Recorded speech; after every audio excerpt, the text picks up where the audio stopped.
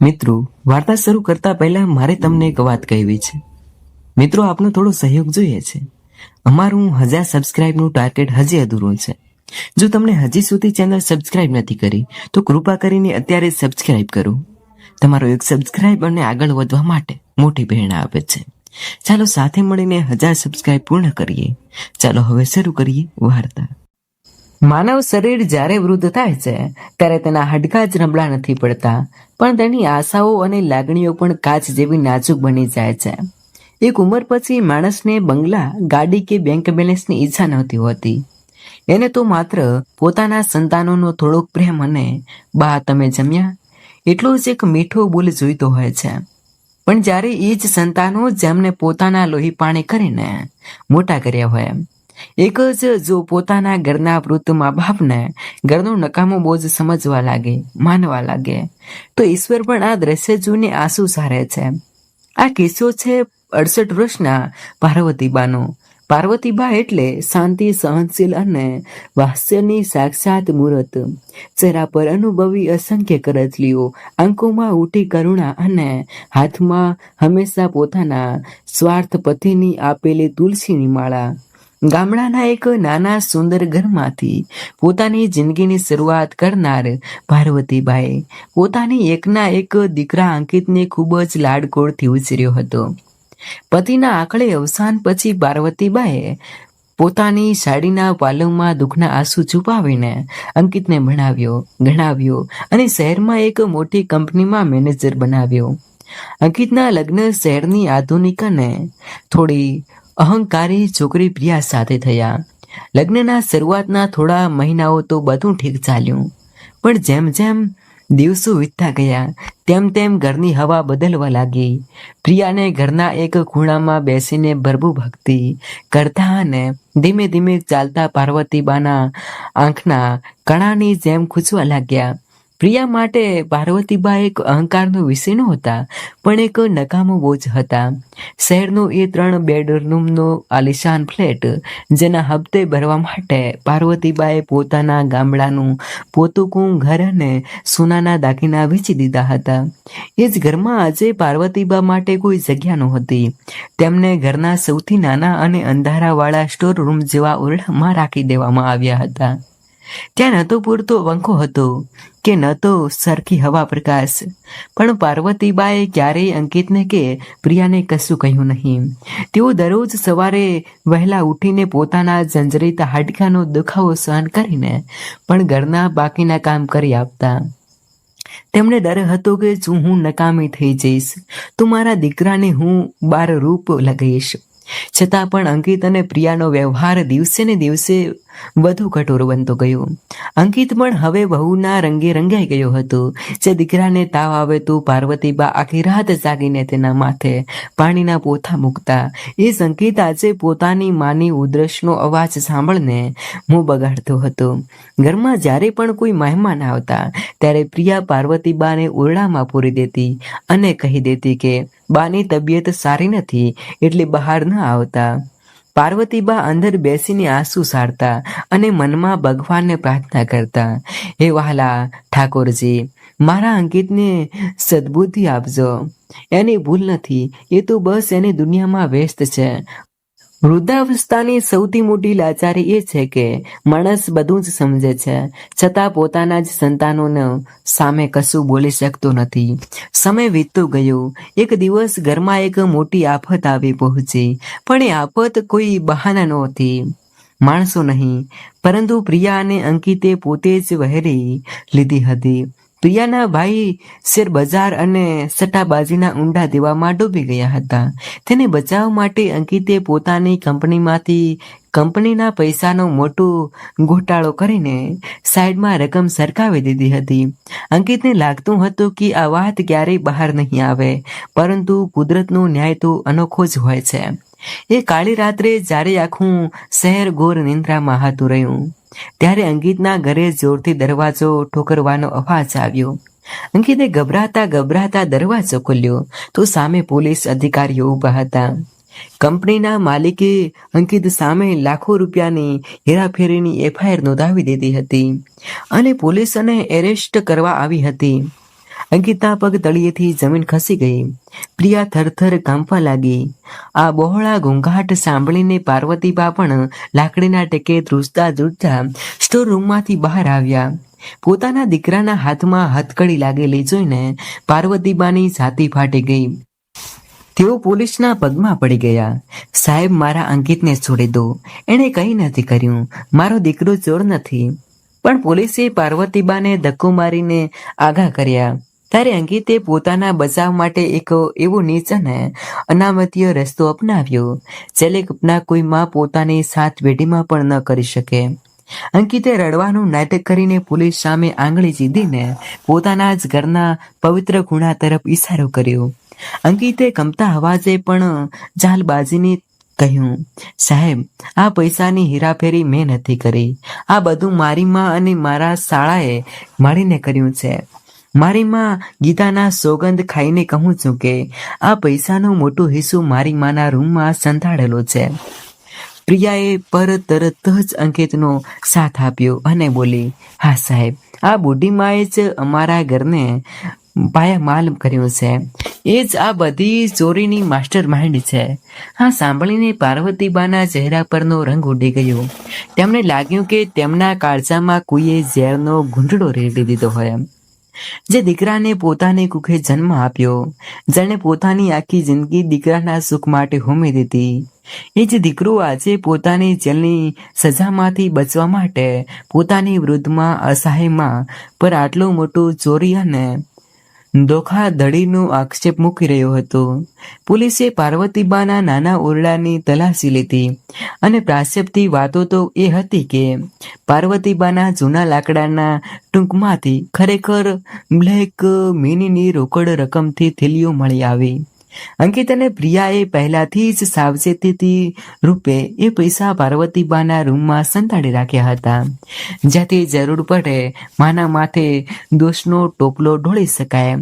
પોલીસે ક્ષણનો પણ વિલંબ કર્યા વગર પાર્વતીબાને બાંધી લીધા. 68 વર્ષની ઉંમરે જે હાથે હંમેશા ઈશ્વરની પૂજા કરતી હતી, એ હાથમાં આજે લોખંડની ઠંડી હથકડીઓ પહેરાવવામાં આવી.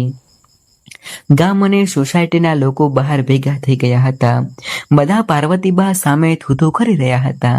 લોકો કહી રહ્યા હતા, જુઓ તો ખરા, આટલી મોટી ઉંમર પણ પૈસાનો કેવો લોભ.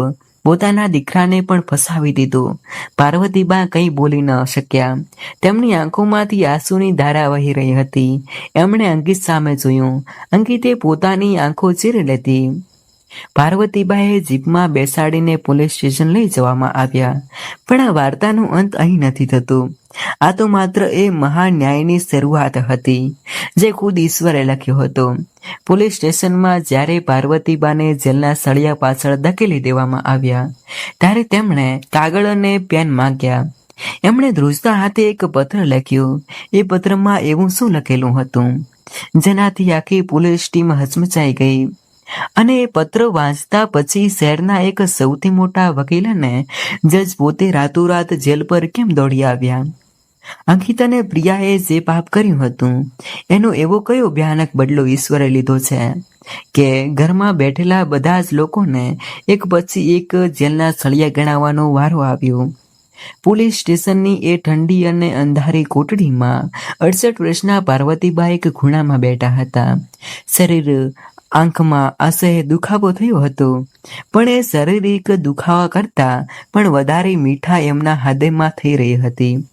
જે દીકરાને છાતીએ સરકીને મોટો કર્યો, જેને એક ખુશી માટે પોતાની આખી જિંદગી કુરબાન કરી દીધી, એ જ દીકરાએ પોતાની ચામડી બચાવવા માટે માના માથે ચોરી અને ફળનો આક્ષેપ મૂકી દીધો હતો.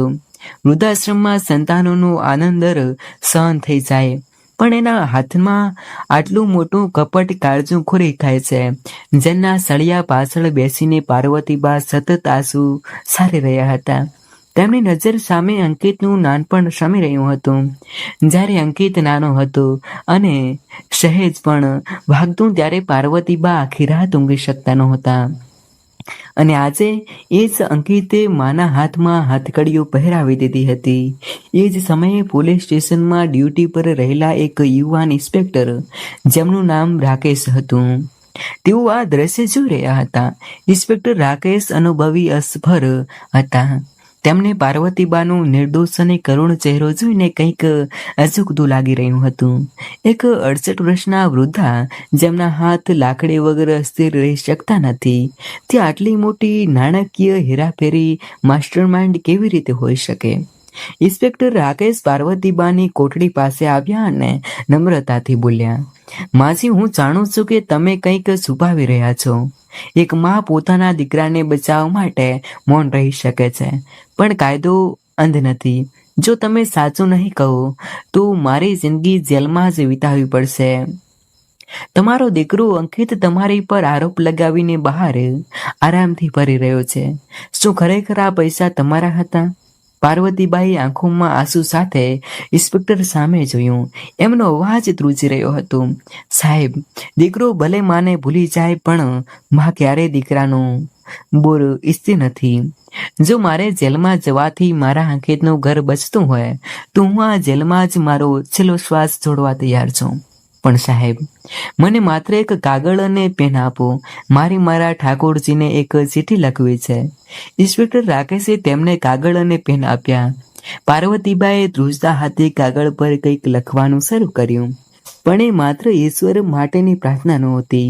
એ પત્રમાં પાર્વતીબાએ એવા સત્યો લખ્યા હતા જે તેમણે અત્યાર સુધી પોતાના દિલના ઊંડાણમાં દાખી રાખ્યા હતા. એક પત્રમાં પાર્વતીબાએ લખ્યું હતું, હું પાર્વતી મારી આખી ઈચ્છા અને સત્ય લખી રહી છું. મારા પતિના મૃત્યુ પછી મેં મારા દીકરા અંકિતને ભણાવવા માટે મારી તમામ મિલકતને સોનું વેચી દીધું હતું. અંકિતે જ્યારે શહેરમાં ફ્લેટ લીધો ત્યારે એ ફ્લેટની ડાઉન પેમેન્ટ પણ મેં જ મારા ગામનું ઘર વેચીને આપી હતી.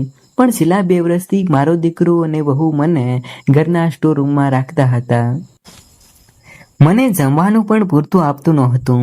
અંકિતે 2 મહિના પહેલા જ મારા નામની બનાવટી સહીઓ કરીને મારી એક નાની બેંક એસપીડીના પૈસા પણ ઉપાડી લીધા હતા. મને ખબર હતી કે અંકિત અને એની વહુ પ્રિયાના ભાઈઓ મળીને કંપનીમાંથી બહુ મોટો ગોટાળો કર્યો છે. મેં અંકિતને રોકવાનો પ્રયત્ન કર્યો હતો, પણ એણે મને ધક્કો મારીને પાડી દીધી હતી. આજે એણે પોતાના પાપનો ટોપલો મારા માથે ઢોળ્યો છે. પણ હું મારા દીકરા સામે કોઈ કેસ કરવા નથી માંગતી, કારણ કે હું એક માં છું. બસ મારી એક જ વિનંતી છે કે મારી વહુના ભાઈના એકાઉન્ટની તપાસ કરવામાં આવે.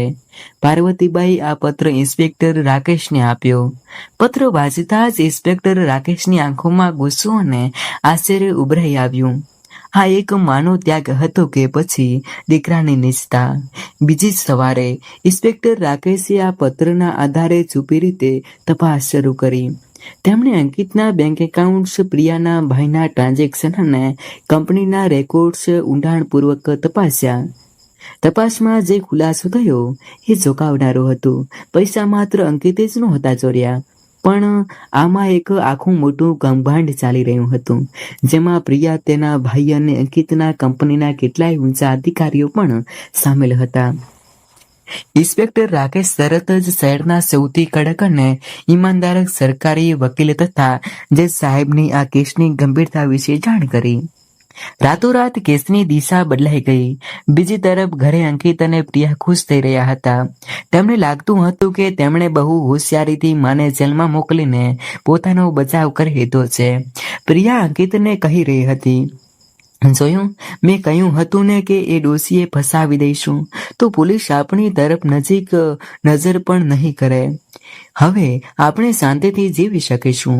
અંકિત થોડો અવસ્થ હતો, પણ તેના અહંકાર અને સ્વાર્થ આગળ મા પ્રત્યેની દયા મરી ચૂકી હતી. એણે કહ્યું, હા પ્રિયા, બા હવે થોડા દિવસ જેલમાં રહેશે, પછી ઉંમરના લીધે જમીન મળી જશે. ત્યાં સુધીમાં આપણે બધું સેટલ કરી લઈશું. પણ આ પાપીઓને ખબર નહોતી કે ઈશ્વરનો ન્યાય ચૂપચાપ આકાર લઈ રહ્યો હતો. જે કાળી રાત્રે તેઓ પોતાની જીતનો જશ્ન મનાવી રહ્યા હતા, એ જ રાત્રે તેમના દરવાજે ફરીથી પોલીસની ગાડીઓનો સાયરન વાગ્યો. દરવાજો ખુલ્યો અને સામે ઇન્સ્પેક્ટર રાકેશ આખી ટીમ સાથે ઊભા હતા. અંકિતે ગભરાઈને પૂછ્યું, સાહેબ, હવે શું છે?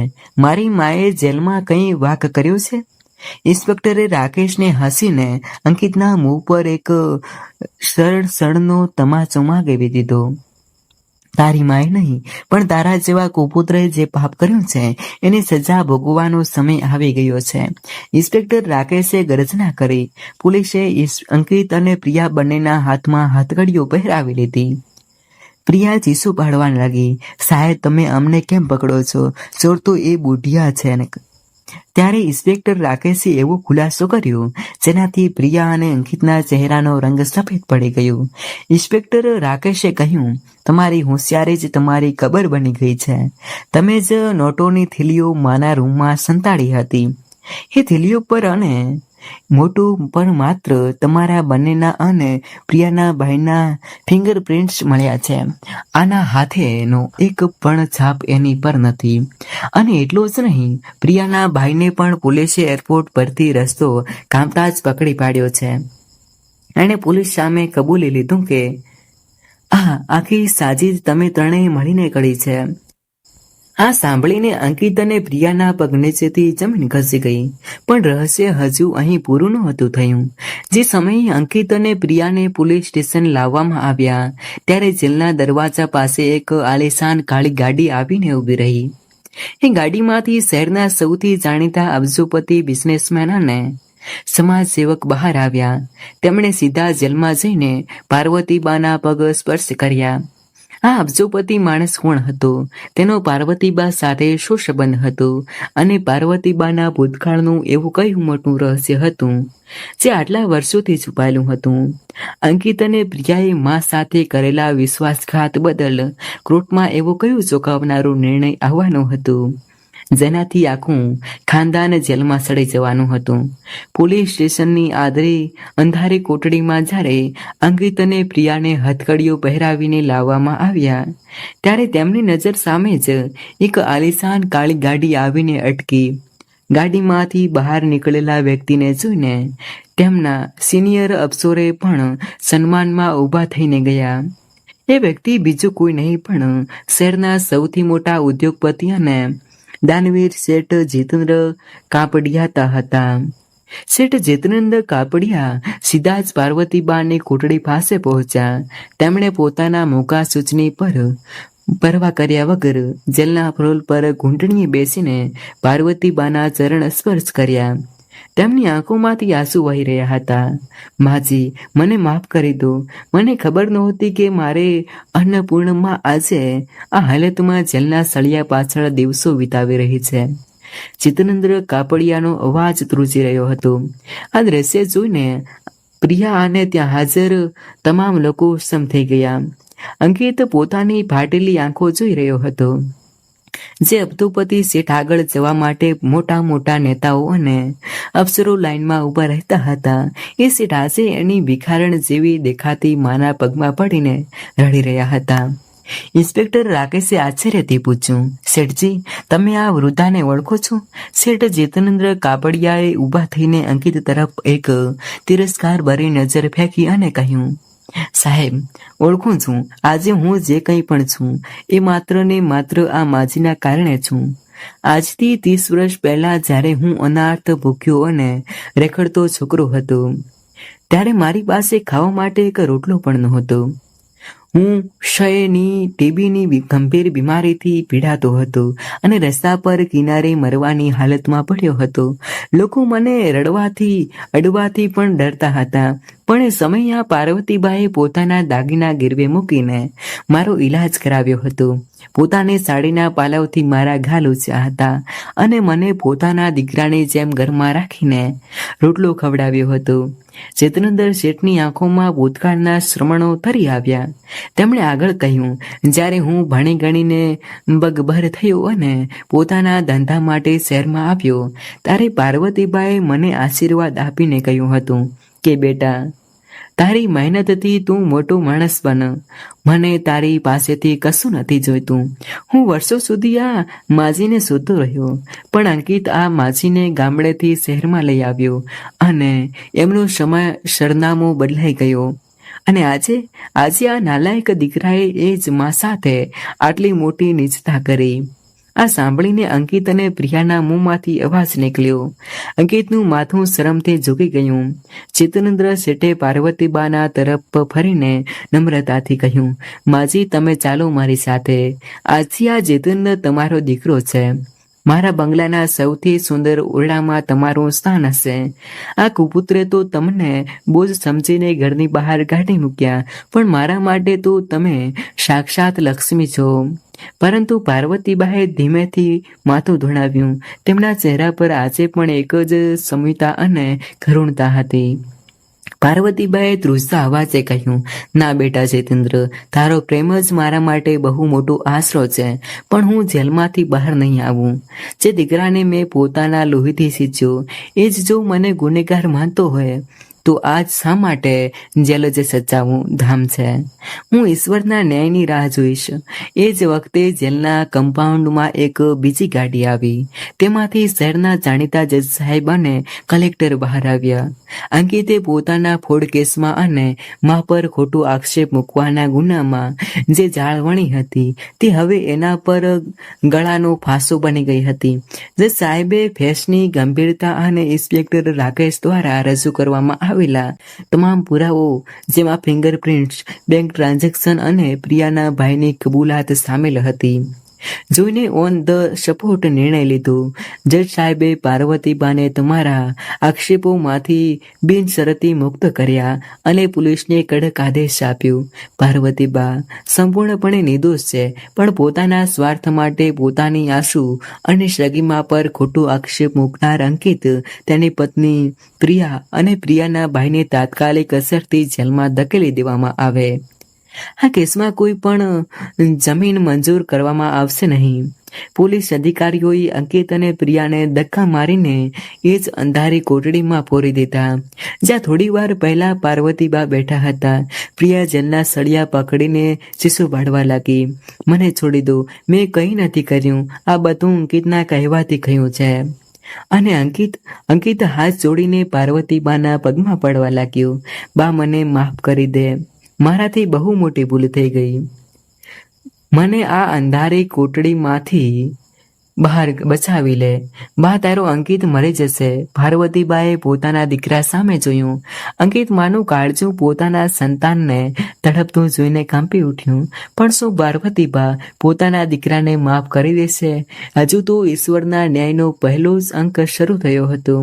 હજુ એવું કયું ભયાનક સત્ય બહાર આવવાનું હતું, જેનાથી માત્ર અંકિત અને પ્રિયા જ નહીં, પણ ઘરમાં રહેલા બાકીના સભ્યો અને પ્રિયાના આખા પરિવારને પણ જેલના સળિયા ગણાવવાનો વારો આવવાનો હતો. અંકિતના ઘરમાં રહેલી એ કોઈ ગુપ્ત તિજોરી હતી, જેનો ભેદ હવે ખુલવાનો હતો. પોલીસ સ્ટેશનની એ જ અંધારી કોટડીમાં હવે અંકિત, પ્રિયા અને પ્રિયાનો ભાઈ ત્રણેય પુરાયેલા હતા. જે સ્ટોર રૂમમાં તેઓ પાર્વતીબાને પૂરતા હતા, આજે એનાથી પણ વધારે ભયાનક જગ્યાએ તેઓ પોતે બંધ હતા. પ્રિયા જેલના ખૂણામાં બેસીને પોતાના ભાઈ અને અંકિતને કોસી રહી હતી. અંકિત પોતાની ભૂલ પર પસ્તાવો કરવાનો બદલે હજુ પણ વહુના તાલે નાચી રહ્યો હતો અને કેસમાંથી કેવી રીતે છૂટવું એના રસ્તા શોધી રહ્યો હતો. પરંતુ વિધાતાનો ન્યાય અહીં અટકવાનો ન હતો. પાર્વતીબાને શેઠ જીતેન્દ્ર કાપડિયા પોતાના આલિશાન બંગલે લઈ ગયા. ત્યાં તેમણે માજી માટે અલગ હવા ઉજાસવાનો રૂમ સુંદર આપ્યો અને તેમની સેવા માટે સ્પેશિયલ નર્સ સેવક રાખ્યા. પણ પાર્વતીબાના મનમાં તો હજુ પણ પોતાના કુપુત્ર માટે જ ચિંતા હતી. માં ગમે તેટલી દુઃખ થાય, પણ એનું હૃદય દીકરાનું શહીદ ક્યારેય ઈચ્છી શકતું નથી. એ જ રાત્રે ઇન્સ્પેક્ટર રાકેશે અંકિતના એ જ આલિશાન ફ્લેટની ફરીથી ઊંડાણપૂર્વક તપાસ કરવાનો નિર્ણય લીધો. અંકિતે કંપનીમાંથી લાખો રૂપિયાનો ગોટાળો કર્યો હતો, પણ એ રકમ ક્યાં ગઈ એનો પૂરો હિસાબ મળતો નહોતો. ઇન્સ્પેક્ટર રાકેશ પોતાની ટીમ સાથે અંકિતાના ઘરે પહોંચ્યા. ઘરને ખૂણો ફેંકી દીધો, પણ કંઈ વિશેષ હાથ ન લાગ્યું. આખરે તેઓ ઘરના એ જ નાના અંધારા સ્ટોર રૂમમાં ગયા, જ્યાં પાર્વતીબાને રાખવામાં આવ્યા હતા. સ્ટોર રૂમમાં લાકડાનો એક જૂનો કટાયેલો કબાટ પડેલો હતો. ઇન્સ્પેક્ટર રાકેશે જ્યારે એ કબાટને ખસેડવાનો પ્રયત્ન કર્યો, ત્યારે તેમને દિવાલ પાછળ એક અજુગતો અવાજ સંભળાયો. દિવાલ પર બ્લાસ્ટરનો નકીલ કેટલ કરેલો હતો. પોલીસે તરત જ દિવાલ તોડી નાખી. દિવાલની અંદર પાછળ એક ગુપ્ત તિજોરી સિક્રેટ સેફ છુપાયેલી હતી. જ્યારે એ તિજોરીનું લોક તોડવામાં આવ્યું ત્યારે અંદરથી જે ચીજો મળી એ જોઈને અનુભવી ઇન્સ્પેક્ટર રાકેશ અને તેમની ટીમની આંખો ફાટી ગઈ. તિજોરીમાંથી માત્ર કંપનીના ચારેલા રોકડા રૂપિયા નહોતા, પણ તેની સાથે હતા એક નકલી દવાઓ અને બિઝનેસ બિનજરૂરી ધીંદ ડ્રગ્સનો મોટો જથ્થો, 2 કેટલાય નિર્દોષ અને વૃદ્ધ લોકોના ઘર તથા જમીનોના બનાવટી દસ્તાવેજો, 3 મોટો વિદેશી મુદ્રાનો કાળો કબોર અને હવાના નેટવર્કના કાગળો. તપાસમાં સણસણતો પર્દાશબ થયો કે અંકિત માત્ર એક કંપનીનો બોર્ડ મેનેજર નહોતો, પણ એ પ્રિયાના પિતા અને ભાઈ સાથે મળીને એક બહુ મોટું ગેરકાયદેસર કૌભાંડ ચલાવી રહ્યો હતો. તેઓ અસહ્ય એકલા પડ્યા હતા. વૃદ્ધને નિશાન બનાવતા, તેમની મિલકતો પર નકલી સહીઓ કરાવીને બચાવી પાડતા અને નકલી દવાઓનો કારોબાર કરીને કરોડો રૂપિયા કમાતા હતા.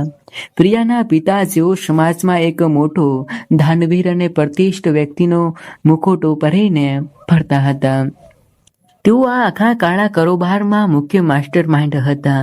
ઇન્સ્પેક્ટર રાકેશે એક ક્ષણનો પણ વિલંબ કર્યા વગર પ્રિયાના પિતા અને આ કૌભાંડમાં સામેલ પ્રિયાના આખા પરિવારના સભ્યોની ધરપકડ કરવા માટે દોરડા પાડ્યા.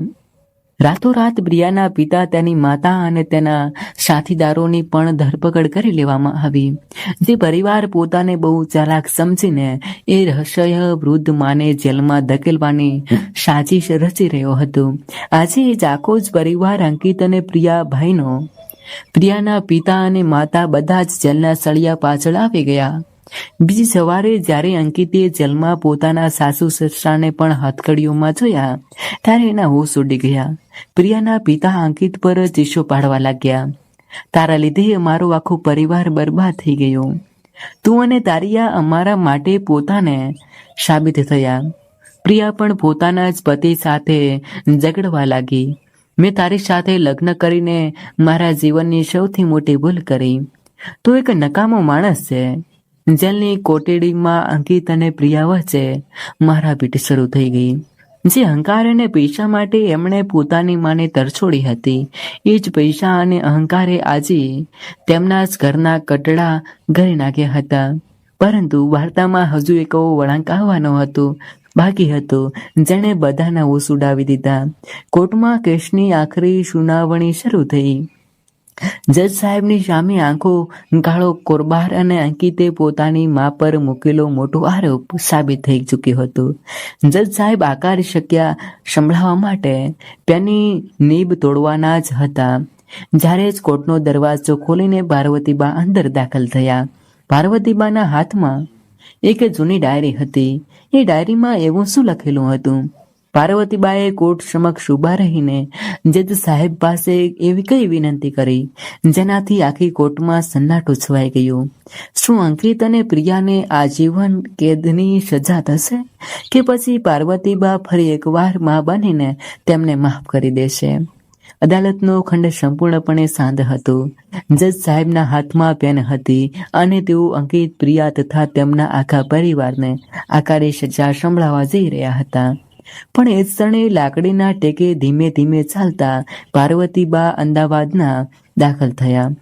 તેમના એક હાથમાં તુલસીની માળા હતી અને બીજા હાથમાં એક જૂની પીળી પડી ગયેલી ડાયરી હતી. આખી કોર્ટની નજર પાર્વતીબા પર થંભી ગઈ. જેલમાં પુરાયેલો અંકિત પોતાની માને જોઈને આંસુ સારવા લાગ્યો. એના મનમાં એક નાની આશા જાગી કે કદાચ માં આવી જાય તો મને ઉઘારી લેશે. જજ સાહેબે નમ્રતાથી કહ્યું, પાર્વતીબા, તમે અહીં કેમ આવ્યા? આ ગુનેગારોએ તમારી સાથે જે અમાનવીય વર્તન કર્યું છે અને આખા સમાજમાં નકલી દવાઓ તથા જમીનો હડપ કરવાનો જે કાળો કોરબાર ચલાવ્યો છે, એ બદલ કાયદો તેમને ક્યાંય માફ નહીં કરે. તમે નિશ્ચિત રહો, તમને પૂરો ન્યાય મળશે. પાર્વતીબા બોક્સ પાસે આવીને ઊભા રહ્યા.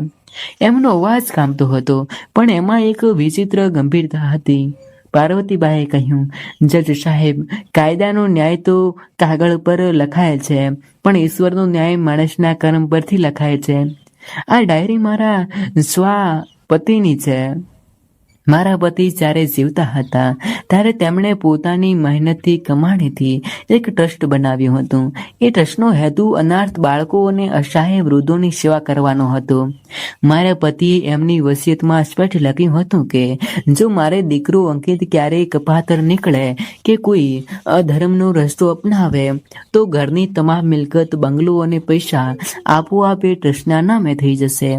આ સાંભળીને અંકિત અને તેના સસરાના ચહેરા પરનો રંગ સાવ ઉડી ગયો. પાર્વતીબાએ આગળ કહ્યું, અંકિતને લાગતું હતું કે ગામડું વેચીને મેં જે પૈસા આને આપ્યા હતા એ એની હોશિયારી હતી, પણ ના, એ મારા પતિની અનામત હતી, જેમ એમને સુધારવાની તક આપવા માટે આપી હતી. પણ એમણે તો પોતાના સુખ માટે મારી જ પવિત્રતા પર કાળો દાગ લગાવી દીધો. જજ સાહેબ, હું એક માં છું, પણ માં હોવાનો મતલબ એ નથી કે હું અધર્મને પ્રોત્સાહન આપું. જો હું આજે આને બચાવીશ તો સમાજમાં કોઈ વૃદ્ધ મા બાપ પોતાના સંતાનો પર વિશ્વાસ નહીં કરી શકે. આખી કોટડીમાં સન્નાટો છવાઈ ગયો. બધા પાર્વતીબાના કઠોર પર ન્યાયની નિર્ણય સામે નતમસ્ત થઈ ગયા. અંકિત રોકડ કરવા લાગ્યો, બા, મને માફ કરી દે, મને જેલમાં ન મોકલ, હું પ્રિયાના કહેવામાં આવી ગયો હતો અને અમે એક તક આપ બા. પ્રિયા પણ બરાડી ઉઠી, ના સાહેબ, આ ડોસી ખોટું બોલે છે, અમે બચાવી લો. પણ હવે બહુ મોડું થઈ ચૂક્યું હતું. જે મમતાનો ઉપયોગ અંકિત અને પ્રિયાએ પોતાના સ્વાર્થ માટે કર્યું હતું, એ જ મમતા આજે ધર્મ અને ન્યાયની ઢાલ બનીને ઊભી રહી હતી. જજ સાહેબે ટેબલ પર હથોડી પછાડી અને પોતાનો આખરી ચુકાદો સંભળાવ્યો. આ હાલતમાં તમારા પુરાવાઓ અને પાર્વતીબાના નિવેદનને ધ્યાનમાં રાખીને આદેશ આપે છે કે 1. અંકિત, પ્રિયા અને પ્રિયાના ભાઈને કંપનીના ફ્રોડ કરવામાં, વૃદ્ધમાં પર ખોટા આરોપ મૂકવા અને નકલી દવાઓના કારોબારમાં સામેલ હોવા બદલ 14 વર્ષની આજીવન આકરી કેદ સજા સંભળાવવામાં આવે છે. નંબર 2. પ્રિયાના પિતા અને માતાને ગેરકાયદેસર કૌભાંડ ચલાવવામાં બદલી 10 વર્ષની જેલની સજા થાય છે. 3. અંકિતનું આલિશાન ફ્લેટ, ગાડીઓ અને તમામ બેંક એકાઉન્ટ્સ જપ્ત કરીને પાર્વતીબાના પતિના ટ્રસ્ટમાં જમા કરવામાં આવે છે, જેનો ઉપયોગ વૃદ્ધાશ્રમ અને અનાથાશ્રમ ચલાવવા માટે થશે. ચુકાદો સાંભળતા જ પોલીસ અંકિત, પ્રિયા અને તેમના આખા પરિવારને ઢસડીને જેલની વાહન તરફ લઈ જવા લાગી. અંકિત પાછળ ફરીને પોતાની માં સામે જોઈ રહ્યો હતો. એના હાથમાં હાથકડીઓ હતી અને આંખોમાં અફસોસના આંસુ. પણ હવે એ આંસુઓનો કોઈ અર્થ નહોતો. પાર્વતીબા અદાલતની બહાર આવ્યા. જીતેન્દ્ર શેઠ તેમની સાથે હતા. પણ શું વાર્તાનો અંત અહીં જ આવી જાય છે? ના, 14 વર્ષ પછી જ્યારે અંકિતા અને પ્રિયા જેલમાંથી બહાર આવશે ત્યારે તેમની પાસે શું બચશે? અને પાર્વતીબાએ પોતાના જીવનના આખરી પડાવમાં એવું કયું મહાન કાર્ય કર્યું જેનાથી આખું શહેર આજે પણ તેમને પૂજે છે? સમયનું ચક્ર ક્યારેય અટકતું નથી. દિવસો, મહિનાઓ અને વર્ષો વીતા ગયા. 14 વર્ષનો દીર્ઘ સમયગાળો જેલના સળિયા પાછળ વિતાવ્યા પછી આખરે અંકિત અને પ્રિયા જેલમાંથી મુક્ત થયા. જેલના બારે લાકડાના દરવાજા જ્યારે ખુલ્યા ત્યારે બહાર નીકળેલા અંકિત અને પ્રિયા ઓળખાય તેમ નહોતા. જુવાનીનો અહંકાર, ચહેરા પરનું રૂપ અને પૈસાની ગરમી બધું જ કાળાના મુખ્યમાં હોમાઈ ગયું હતું. અંકિતના વાળ સફેદ થઈ ગયા હતા, શરીર રોગિષ્ટ બની ગયું હતું અને પ્રિયાના ચહેરા પર ગરીબી અને લાચારીની કરચલીઓ ઉપસી આવી હતી. જેલની સજા દરમિયાન જ પ્રિયાના માતા પિતાનું બીમારીના કારણે અવસાન થયું હતું. તેમના કાળા કારોબારનો અંત આવ્યો હતો અને સંપત્તિના નામે તેમની પાસે એક પાઈ બચી નહોતી. જેલમાંથી બહાર આવીને અંકિત પાસે રહેવા માટે છત નહોતી કે ખાવા માટે અન્નનો દાણો નહોતો. જે મિત્રો અને સગાઓ સાથે તેઓ જશ્ન મનાવતા હતા તેમાંથી એક પણ વ્યક્તિ આજે તેમની માટે મદદે ન આવી. અંકિત અને પ્રિયા ભટકતા શહેરના એ જૂના ફ્લેટ પાસે પહોંચ્યા જેને ક્યારેય તેઓ પોતાના આલિશાન બંગલો માનતા હતા. પણ ત્યાં પહોંચીને તેમણે જે મળ્યું તે જોઈને તેમની આંખોમાંથી આંસુની ધારા વહી નીકળી. એ આલિશાન બંગલાના દરવાજે એક સુંદર મોટું બોર્ડ મારેલું હતું. પાર્વતી માતૃછાયા વૃદ્ધાશ્રમ અને અનાથ આશ્રમ. અંકિતે ધ્રુજતા પગલે અંદર પ્રવેશ કર્યો. તેમણે અક્ષયને ઊભો કર્યો અને કહ્યું, અક્ષય, એક માં પોતાના દીકરાને ક્યારેય બદદુઆ નથી આપતી, પણ યાદ રાખજે, મા બાપ એ કોઈ જૂનો સામાન નથી કે જ્યારે જરૂર ન હોય ત્યારે કચરામાં ફેંકી દો અને જરૂર પડે ત્યારે પાછા લઈ આવો. મા બાપ તો ઘરનું છત્ર અને ઈશ્વરનું રૂપ હોય છે. ગૌરીબેને પોતાના આશ્રમના મેનેજરને બોલાવ્યો અને કહ્યું, આ બેની આશ્રમના રસોડામાં અને સફાઈ કામમાં નોકરી આપી દો. તેમને રહેવા માટે એક નાની ઓરડી અને 2 ટકનું ભોજન આપજો. અક્ષયે આશ્ચર્યથી પૂછ્યું, માં, તું મને અહીં કામ આપી રહી છે? ગૌરીબેને સ્મિત સાથે કહ્યું, હા અક્ષય, હું તને મારો દીકરો બનાવીને સંપત્તિ નહીં આપું, પણ એક માણસ બનાવીને પસ્તાવો કરવાનો મોકો ચોક્કસ આપીશ. અહીં રહીને આશ્રમના બીજા મા બાપની સેવા કર્યો, કદાચ તારો બાપ ધોવાઈ જાય. અક્ષય અને રિયાએ નીચું માથું રાખીને ગૌરીબેનની વાત સ્વીકારી લીધી.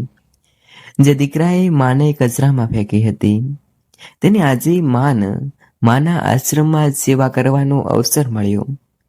કુદરતે પોતાનો ન્યાય દીધો હતો. આ વાર્તા આપણને શીખવે છે કે મા બાપનો ત્યાગ અને તેમની મમતા અમૂલ્ય છે.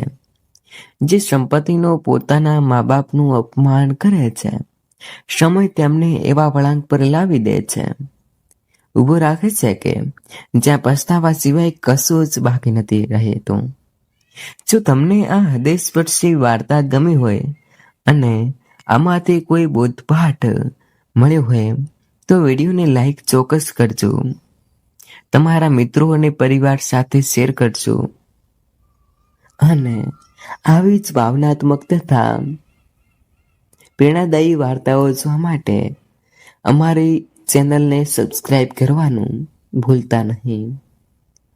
ફરી મળીશું એક નવી વાર્તા સાથે. ધન્યવાદ.